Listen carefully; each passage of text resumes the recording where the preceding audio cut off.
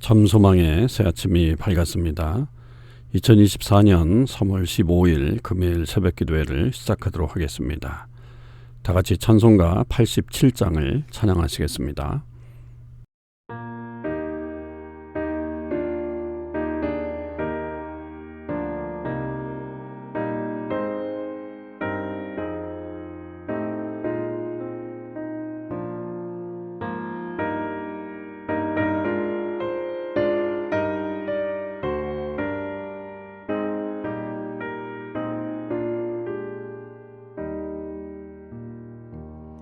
내 주님 입으신 그 옷은 참 아름다워라. 그 향기 내 맘에 사무쳐 내 기쁨 되도다. 시온성보다 더 찬란한 저 천성 떠나서 이 세상 오신 예수님 참 내 곳의 주. 내 주는 스라인 고통을 다 견디셨도다. 주지신 십자가 대할 때 나 눈물 흘리네. 시온성보다 더 찬란한 저 천성 떠나서 이 세상 오신 예수님 참 내 곳의 주.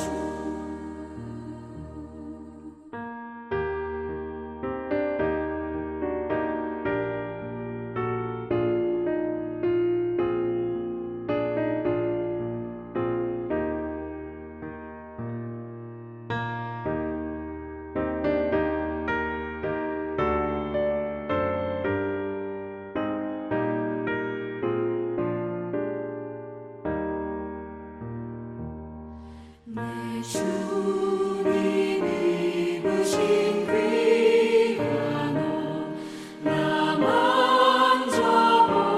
만져보았네. 내 발이 죄악에 빠질 때 주 나를 붙드네. 시온성보다 더 찬란한 저 천성 떠나서 이 세상 오신 예수님 참 내 곳의 주. 내 주님 영광의 옷 입고 문 열어주실 때 나 주님 나라에 들어가 영원히 살겠네. 시온성보다 더 찬란한 저 천성 떠나서 이 세상 오신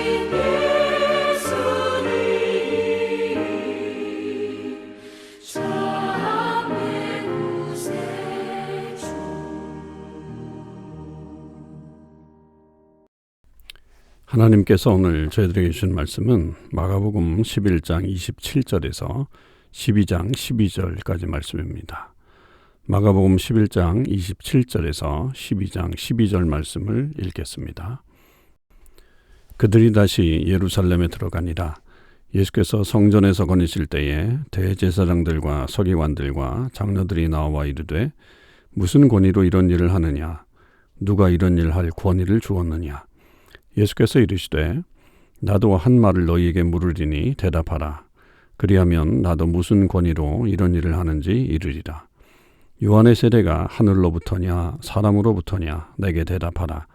그들이 서로 의논하여 이르되 만일 하늘로부터라 하면 어찌하여 그를 믿지 아니하였느냐 할 것이니 그러면 사람으로부터라 할까 하였으나 모든 사람이 요한을 참 선지자로 여기므로 그들이 백성을 두려워하는지라. 이에 예수께 대답하여 이르되 우리가 알지 못하노라 하니 예수께서 이르시되 나도 무슨 권위로 이런 일을 하는지 너희에게 이르지 아니하리라 하시니라. 예수께서 비유로 그들에게 말씀하시되 한 사람이 포도원을 만들어 산 울타리로 두르고 집자는 풀틀을 만들고 망대를 지어서 농부들에게 새로 주고 타국에 갔더니 때가 이름에 농부들에게 포도원 소출 얼마를 받으려고 한 종을 보내니 그들이 종을 잡아 심히 때리고 거저 보내었거늘 다시 다른 종을 보내니 그의 머리에 상처를 내고 능욕하였거늘 또 다른 종을 보내니 그들이 그를 죽이고 또 그 외에 많은 종들도 더러는 때리고 더러는 죽인지라. 이제 한 사람이 남았으니 곧 그가 사랑하는 아들이라. 최후로 이를 보내매 이르되 내 아들은 존대하리라 하였더니 그 농부들이 서로 말하되 이는 상속자니 자 죽이자. 그러면 그 유산이 우리 것이 되리라 하고 이에 잡아 죽여 포도원 밖에 내던졌느니라. 포도원 주인이 어떻게 하겠느냐? 와서 그 농부들을 진멸하고 포도원을 다른 사람들에게 주리라. 너희가 성경에 건축자들이 버린 돌이 모퉁이의 머릿돌이 되었나니 이것은 주로 말미암아 된 것이요 우리 눈에 놀랍도다 함을 읽어보지도 못하였느냐 하시니라. 그들이 예수의 이 비유가 자기들을 가리켜 말씀하신 줄 알고 잡고자 하되 무리를 두려워하여 예수를 두고 가니라. 아멘. 오늘도 이 새벽기도에 동참하는 우리 모든 참소망의 식구들과 또 하나님의 백성들 위해 주님의 크신 은혜와 사랑이 함께 하시기를 주님의 이름으로 축원을 드립니다. 오늘 우리는 마가복음 11장 27절에서 12장 12절까지의 조금은 긴 본문을 묵상하게 되는데요.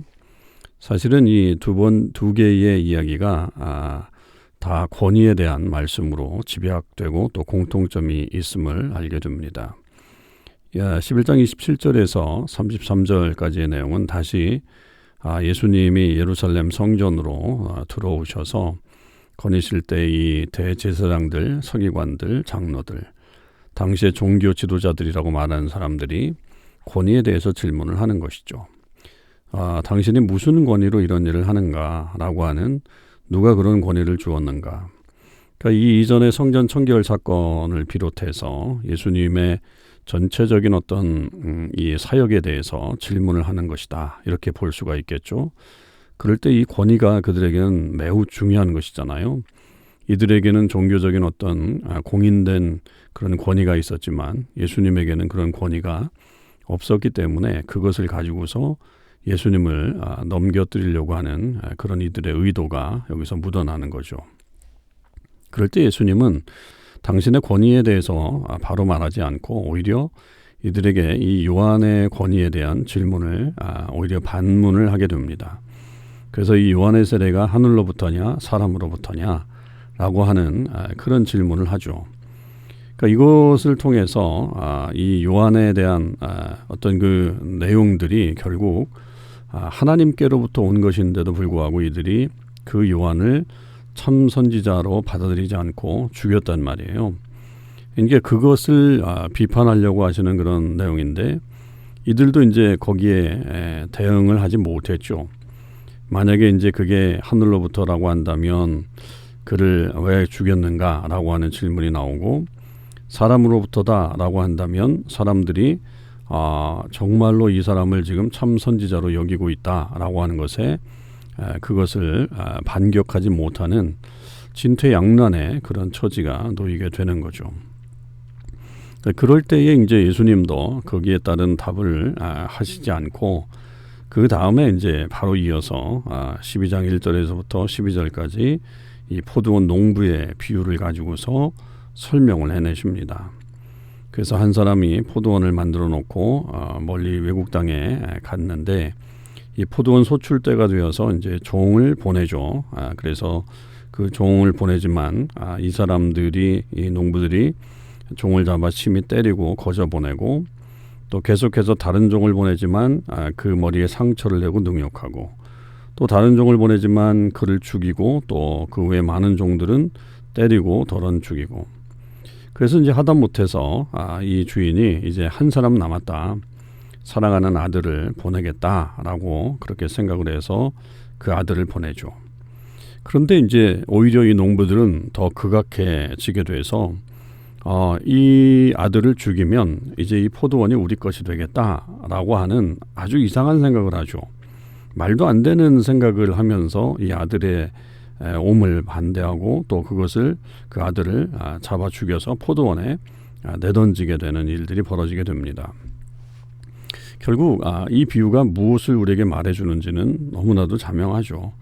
그러니까 결국 이 포도원을 만드신 분은 하나님이시고 그 종들을 세상에 보내셔서 계속적으로 말씀하시지만 그들은 그 말씀을 듣지 않고 심지어는 이 아들을 보냄에도 불구하고 그 아들을 결국은 죽여서 포도원 밖에 내버리는 그런 모습을 보여주는 것.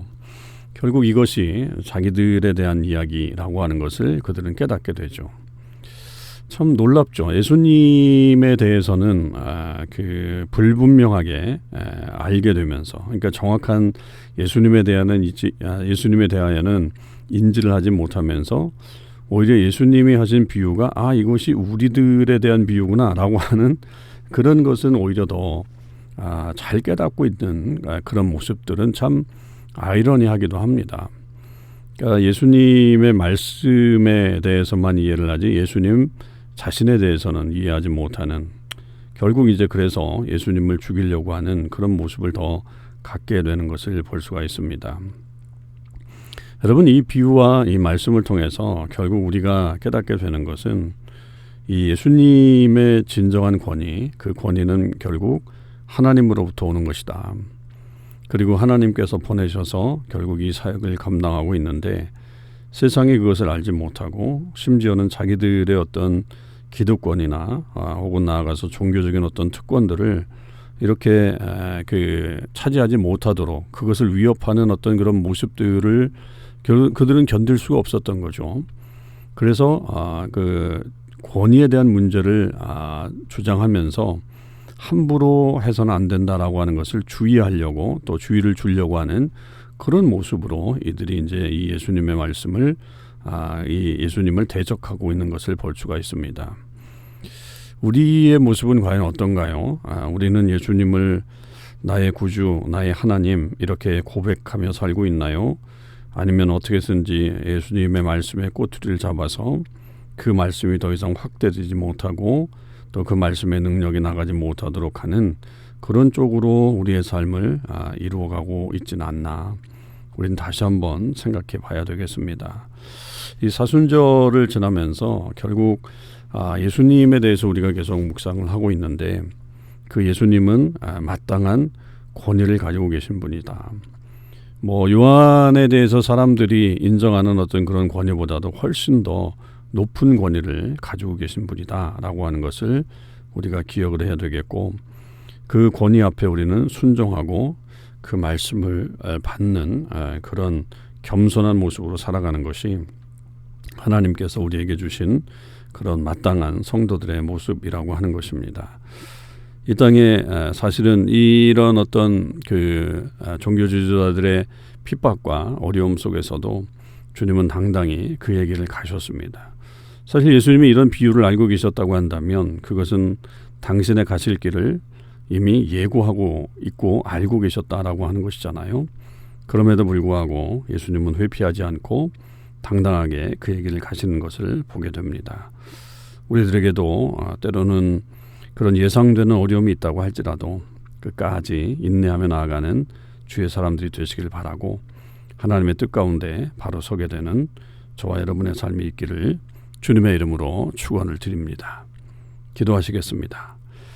하나님 아버지, 감사합니다. 오늘도 저희들을 하나님의 말씀으로 다시 한번 일으켜 세워주시고, 이 말씀을 통해서 진정한 권위자가 누구인가를 깨닫게 하셨습니다. 사람들은 예수님이 더욱더 하나님의 능력을 행하며 사람들 앞에 그렇게 설 때에 그들을 반대하고 또 넘어뜨리려고 하는 그런 모습을 보여주었습니다. 아버지 하나님, 혹시 우리 안에도 그렇게 우리의 어떤 기존 관념 또 우리의 유익, 그런 것들이 회피될 때, 또 회파될 때에 우리가 주님에 대해서 다르게 생각하는 면은 없는지 돌아보게 하시고, 오직 진정한 권위는 우리 주님께 있음을 깨닫고 늘 말씀에 순종하고 그 말씀대로 살아나가는 주의 사람들이 될 수 있도록 역사하여 주시옵소서. 오늘 하루도 주님의 은혜가 넘치는 삶이 되게 하셔서 우리가 어디에 있든지 무엇을 하든지 주의 충만하신 은혜가 가득하게 하여 주옵소서. 특별히 이 사순절 기간 주님, 우리가 주님을 더 가까이 가길 원합니다. 주님께 우리의 마음을 두길 원합니다. 슬픔을 당한 이들, 또 외로운 이들, 하나님 그들 모두에게도 이 주님의 사랑이 넘쳐서 하나님의 은혜로 충만케 하여 주시옵소서. 감사드립니다. 우리 주님 예수 그리스도의 이름으로 기도하옵나이다. 아멘. 성도 여러분, 오늘 하루도 주님의 은혜 안에서 승리의 삶을 사실 수 있기를 바랍니다.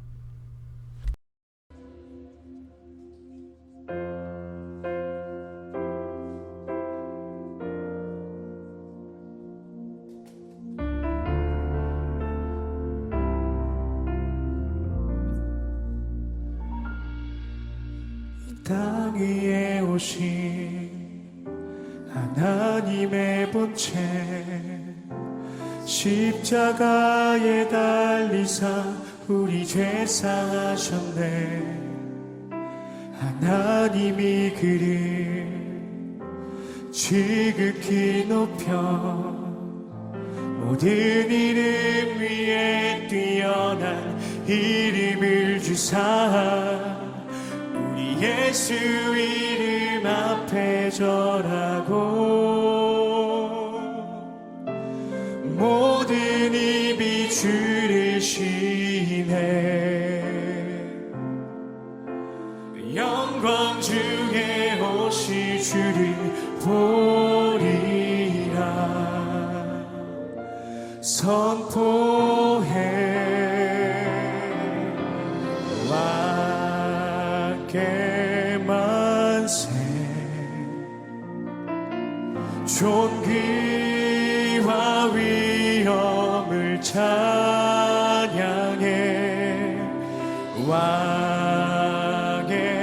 왕께 만세 주